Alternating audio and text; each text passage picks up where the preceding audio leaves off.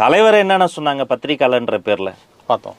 ஒரு நம்பிக்கை நட்சத்திரத்தை, மக்களின் அன்பை வென்றவரை, ஒய்பிரிவு பாதுகாப்புல இருக்கிறவரை வெட்டுவேன், குத்தணும், கொல்ல வேண்டாமா, கைவிலங்க போட்டு கூட்டு வரணும், செருப்பால் அடிக்கணும், இதெல்லாமா நாகரிகம், இதெல்லாமா அறம்?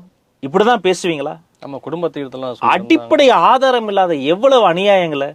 அந்த பஸ்ல யாரோ இருந்தாங்க, அவருடைய பையன் என்ன தப்பு பண்ணார், அவர் அட்டைப்படத்துல போட்டு எவ்வளவு கேவலப்படுத்தி, ஒரு 80 வயதை நெருங்கிய ஒரு ஓய்வு பெற்ற காவல்துறை அதிகாரி மேல 3 வழக்கு போட்டு தீபாவளி ஒரு சிறையில தான் இருந்தார். சும்மா படம் பார்த்துட்டு போன ஒரு தம்பி இழுத்து போட்டு இவங்க குத்துட்டு அவன் அடிக்க வந்தான், அவன் மேல கேஸ் போட்டாங்க.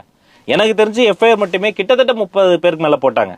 ஃபெலிக்ஸ் ஜெரால்டு இதய நோயாளி, பெரிய சீனியர் ஜெர்னலிஸ்ட், காலை அரெஸ்ட் பண்ணாங்க, வேற பஸ் தரல, சாயந்தரம் வரைக்கும் எங்க வச்சிருக்காங்கன்னே சொல்லலாம். அந்த அம்மா பரிதவிச்சு போனாங்க. எத்தனை வழக்குகள், எத்தனை நெருக்கடிகள், எத்தனை அவமானங்கள், எத்தனை அவதூறுகள், அத்தனையுமே அவங்க சுமத்திட்டாங்க. ஆனா நான் முன்னாடி சொன்னதான் சொல்றேன், நாங்க யாருன்னு மக்களுக்கு தெரியும், எந்த எண்ணத்தோட வந்தோன்னு மக்களுக்கு தெரியும். அப்ப மக்கள் மன்றத்துல காலம் பதில் சொல்லும்.